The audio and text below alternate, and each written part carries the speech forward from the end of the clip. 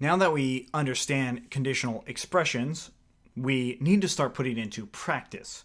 So let's go ahead and do that. I'm going to, first off, I'll say list A equals to 1, 2, and 3. So if you remember back, we did a for loop. So for some item, so I'll just say I in list A will print out I. And of course, that's 1, 2, 3. And I can also do for I in list A, I can print out I squared. So I star star 2 squares that number. Kind of cool. So now I can use my conditional statements. Let's do one. We'll do for I in list A, and we'll say if I to the squared, so we're squaring off I, I'll put those in parentheses, and then we'll say modulo 3 equals to 0. We're going to print your number is 9. And we're going to make sure that's true by doing print, and we'll print out I. So let's try that out. Press enter, and your number is 9.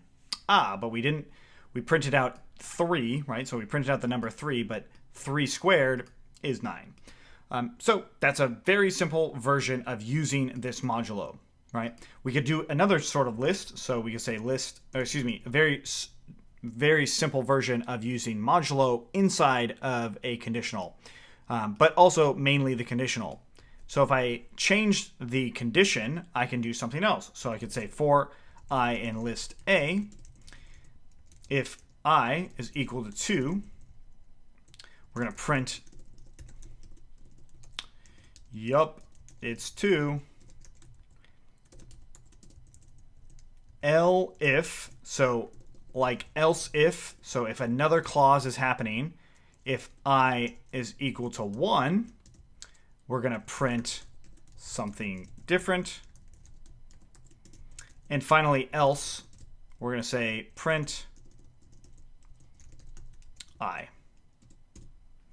Something different, yep, it's 2, 3. So let's see how this controls the flow of our loop and why it's important. So we're looping through the list, 1, 2, and 3.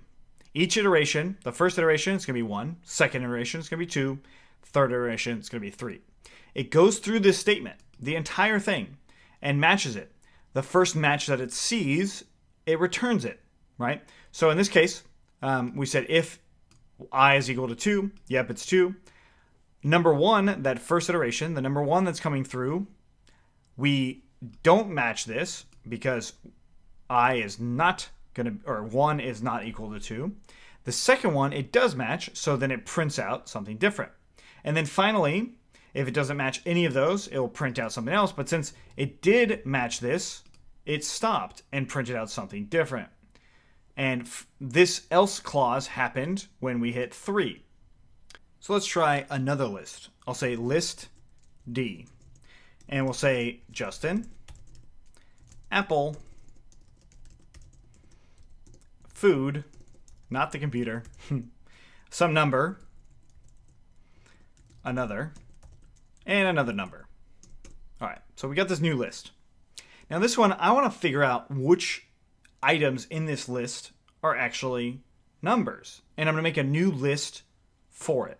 So I'm going to just say list E is equal to an empty list. Right? So if I printed out either one of those, it would show me accordingly. So I'm going to go ahead and for I in list D. Remember, I could be anything. It could be any variable. We're going to loop through here.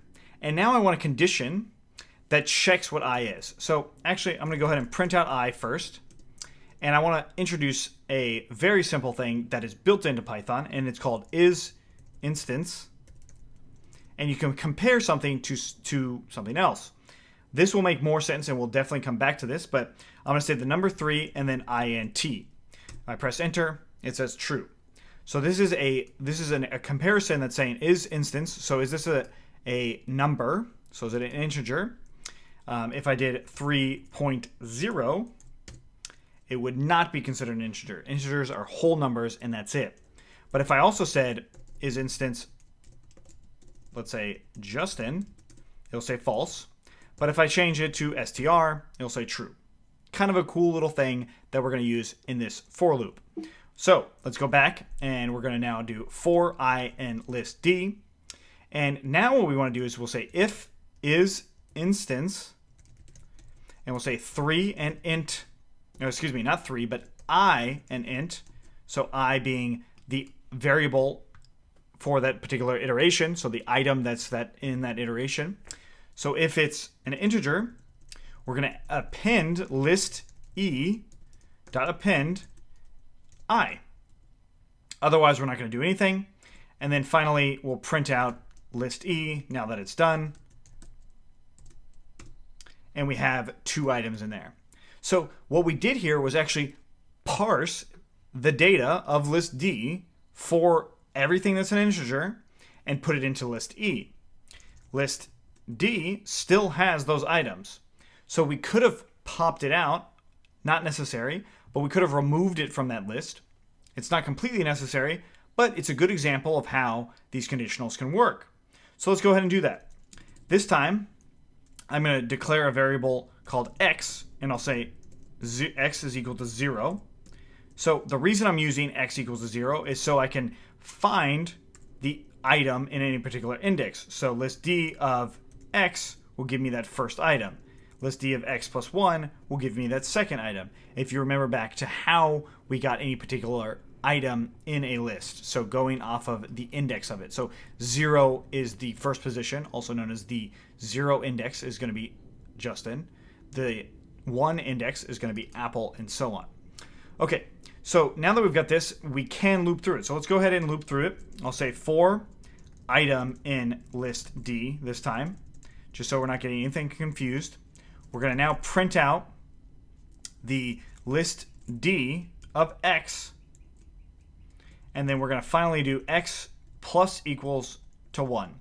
This is the same thing as saying x equals to x plus 1, which essentially is saying the new value of x is equal to the old value of x plus 1.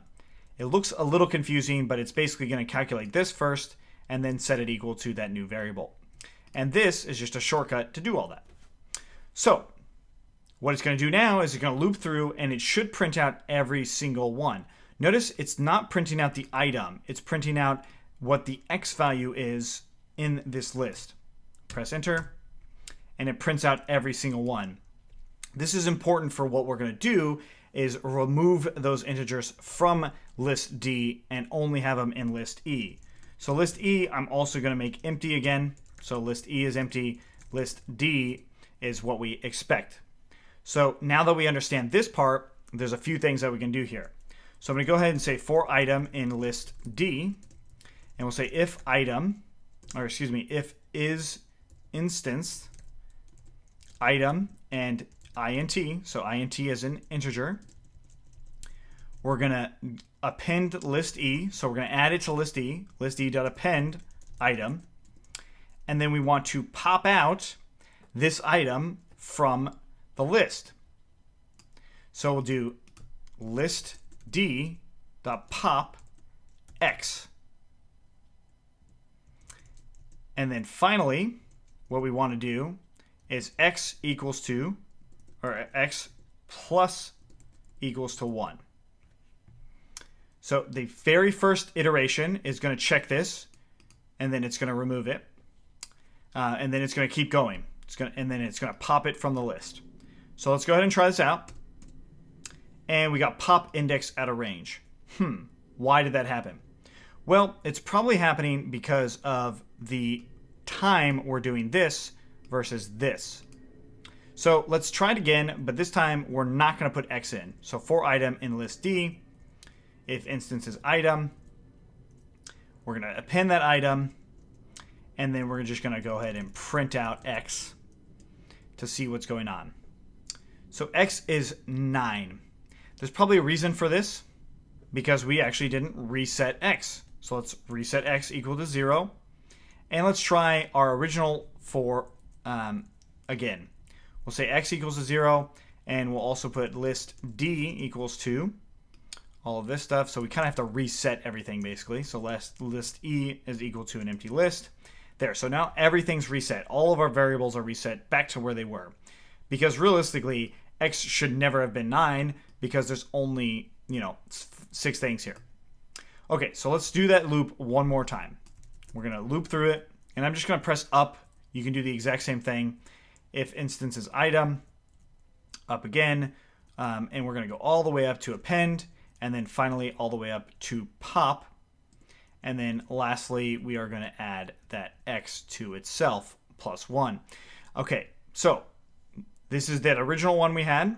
If the instance is, or whatever the instance is, it's going to be that item. If it's an integer, we're going to take that item and then we're going to pop it out of the list. I'm going to try this again. And now it pops out those numbers, right? So that's what this is doing. It's showing those actual numbers. So if we look at list D, we see only strings in there. And then if we look at list E, we see only numbers. Very, very useful for controlling the flow of our data.